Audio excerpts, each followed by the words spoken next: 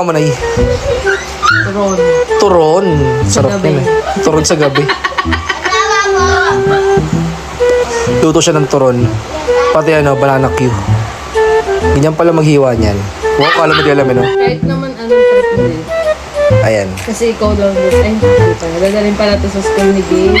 Pos, ano nang nangyari? Tapos ito, nahiwa na. Ay, hindi. Mali pa. Ulit. Hindi, okay lang yan. Ano yan? Ito yung wrapper.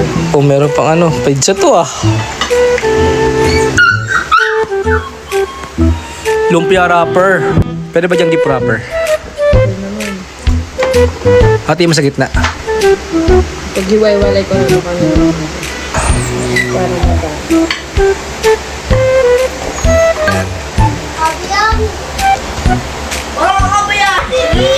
Ayan, nagbabalat na siya. Wow, expert. Parang Shanghai lang. Parang Shanghai, pero saging. Saging lang may puso. Work ngayong araw. Andun pa rin. Ganun pa din. Ganun pa din. Magkano release mo ngayon? Liit lang. Kano? Sabihin. Bawal sabihin? Data purpose. Ayos ah. Sarap naman ang turunan mo. May cheese ba yan? Siyempre wala.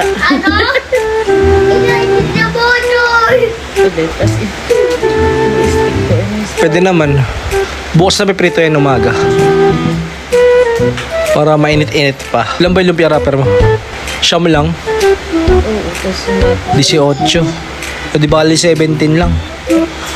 Sira pa isa. Pero ayos na yan.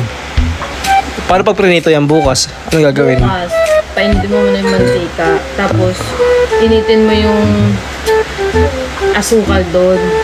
Sa mantika? Oo, pag tunaw na, nag-caramelize na, tsaka mo ibabagsak yung ano. Turon. Oo, tsaka mo pagprepare yung turon. Doon na rin ako maglalagay ng banana Q. Oo, yun na dun. Parehas. Eh di ba dati gumawa ko ano? Yung banana ram. Huwag mo yung banana ram kasi may ram yun.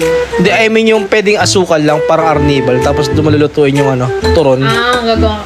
Ganito, tutunawin mo. Oo. Tapos para dumikit yung sesame seeds. Pwede din naman doon. Pwede rin naman. Try natin bukas. O, diretso na sa rep. Dito na. Yun na lang. Okay na yan. Morning. Sorry, late ako nagising. Last watch. Tapos na pala yan eh. Luto na nga pala yan. Turon, pati banana Q. At syempre. Trap boy turon.